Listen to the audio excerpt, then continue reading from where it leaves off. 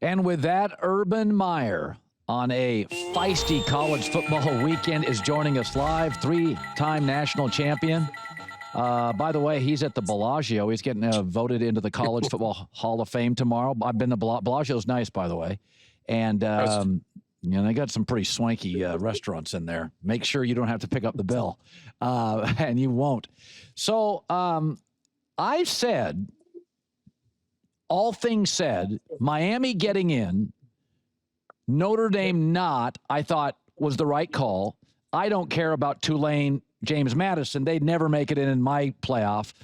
But Texas, Alabama, you can argue both sides, but Alabama did get into the SEC championship and Texas couldn't. So there's your argument. You can't punish Alabama for getting into the conference championship. Did you have one big problem with the 12 teams? No, I actually think that Alabama going in was the right thing. I took some heat on that just from friends of mine that how can you pick a three-loss team? And I said, they're number 2 in the SEC, and this year the toughest conference in college football, or it's always one of the top 2. And same with the Big Ten. I am such I'm passionate that the committees, and I love the committee. Mark D'Antonio is on the committee, I think, and he's one of my dear friends. They are faced with an impossible situation. You know, Colin, if you join me, Ingram, Mark Ingram, Matt Liner, Brady Quinn, myself, and the Bear, and we're all really study this game, we would have completely different top 12. You know, you have differences. They are forced with an untenable situation. So and I'm going to keep swinging as hard as I can on this thing. You have to have play-ins. It'll be the most lucrative weekend in the history of college football. You have a championship weekend, the Big Ten, the SEC, the ACC, the Big 12, Mountain West, all of them. And then you have play-in games.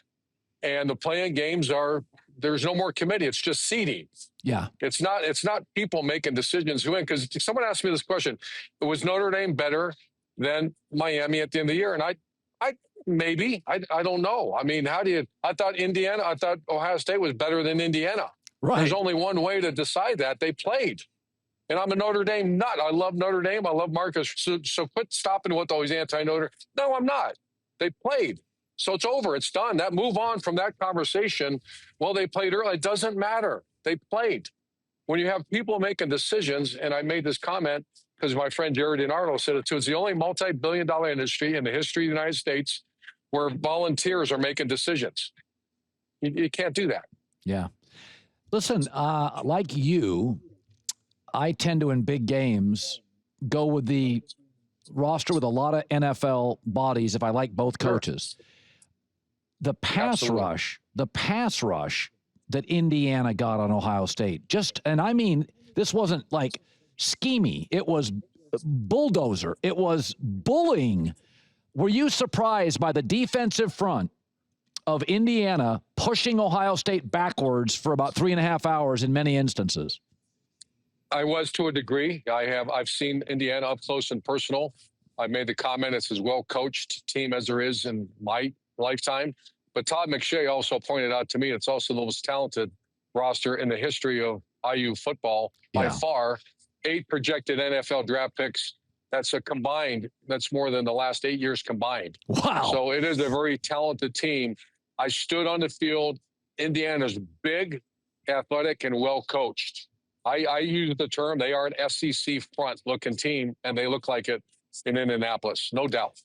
Listen, Fernando Mendoza, wow. Urban, I mean, that's my take. I love, after the game, he was like he was so fired up. I don't know. That's about as good a college quarterback. Size, brains, competitiveness. What do you make of him? Well, he was on our podcast, and he reminded me of JT Barrett, of Tebow, those guys that are smarter, actually, way smarter than the coaches. He talked us through the 2-minute drill against Penn State like a coach would, like a coordinator would. I've gotten to know the guy. Here's what I think about him as an NFL prospect. I've changed. I made a comment before this game he should come back. I don't think so now. I saw against a team that had better talent than Indiana, and he won that freaking game. He made a couple ball placements. His accuracy, the ball out quick. He ran when he had to. He got hit right square in the face at the first play of the game and toughed his way through it. So I think he's NFL ready. I didn't say that before this game. Yeah. So Oklahoma and Alabama are going to play. I think I like Alabama, but I don't feel good about it. I think Miami can beat Texas A&M. I do. Because I think Miami's D-line is like totally legit. Do you see, as I put this up to the college football playoff, I don't think Miami beating Texas A&M is an upset. I think they got the 4 seeds right. If you had to guess based on this, who plays in the Natty, Urban, what would be your guess today?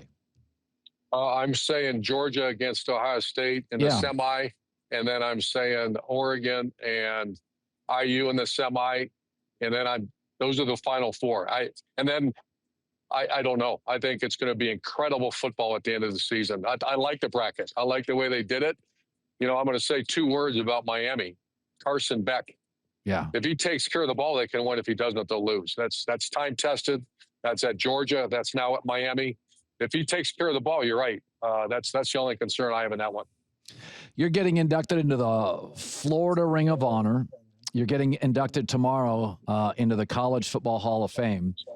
And you didn't get a coach during NIL, or you didn't get a coach during, the playoff. I said this about Curt Cignetti. I said, it used to be, I always felt college football was a young man's game for a coach because you're on the road 200 days a year. But the NIL, you can sit in your office and write, you can just be a GM. You don't have to get in a plane. You don't have to do all that recruiting.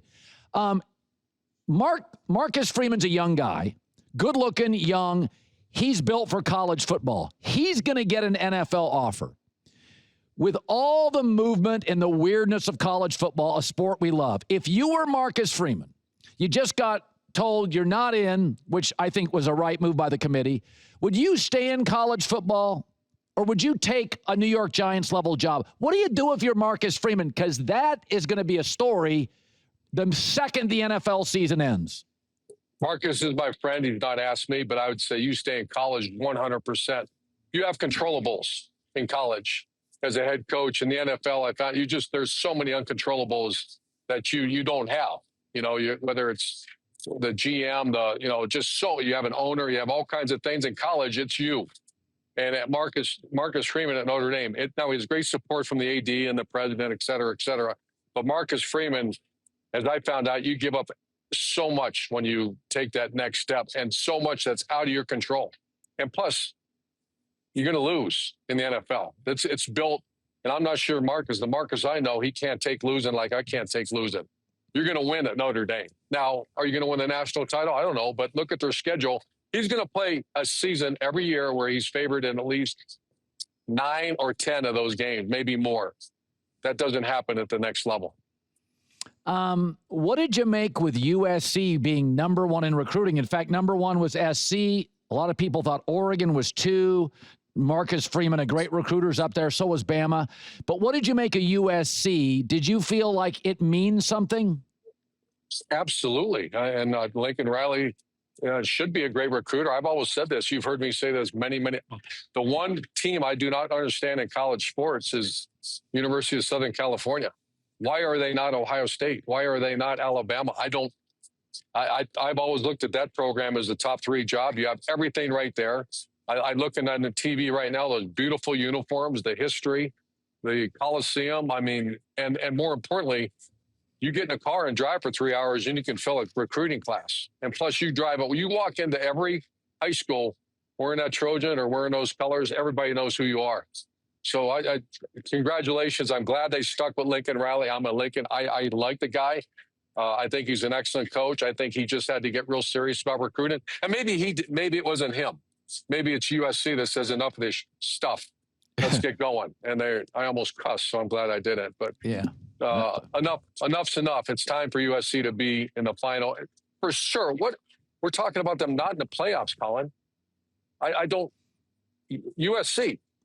It's time to get going, and this is a good step.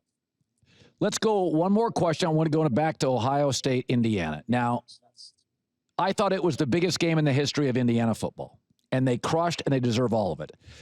I said before the game, I I think Ohio State will be fired up. But, I mean, we just beat Michigan. We got the playoff. We're national champions. I may hide a little of my playbook. I thought it was a harder game for Ohio State to coach than Indiana. Does that make any sense? Oh, it makes a lot of sense. And I think just looking, there's nothing like battle scars. I used to tell my team this all the time. Going on the road to Otta Stadium, that's a scar. Win or lose, you were scarred, which means you've been matured. You've been having to go to Penn State, a team that had better players than you, not by much now, but they did. And you have to go drive it 83 yards after that sack to go win with 0 timeouts. You're scarred. Ohio State went into that game without any scars. And they went on the road to Washington. They beat a Texas team that wasn't very good when they played them. Now, they did what they had to do, but keep this in mind, the quarterback, Julian Saint, threw 25 passes in the fourth quarter all year. That means there's no scars. Yeah. Now he's got a couple scars on his face, or a couple scars that team does. They'll be better because of it. You just wish they didn't lose a ring because of it. Yeah. I still have the Buckeyes winning the Natty. Congratulations. By the way, I've been to Bellagio before. They got a place called Spago's that has an unbelievable lox caviar pizza. I didn't buy it. Somebody bought it for me. I'm just telling you, if you're wandering by, you might just want to sneak in there and order it. Congratulations to you, Coach. You know how much I think you, and congrats again. Well, your friend Colin, I'm going to name drop you today at that plate, at that spot. All right.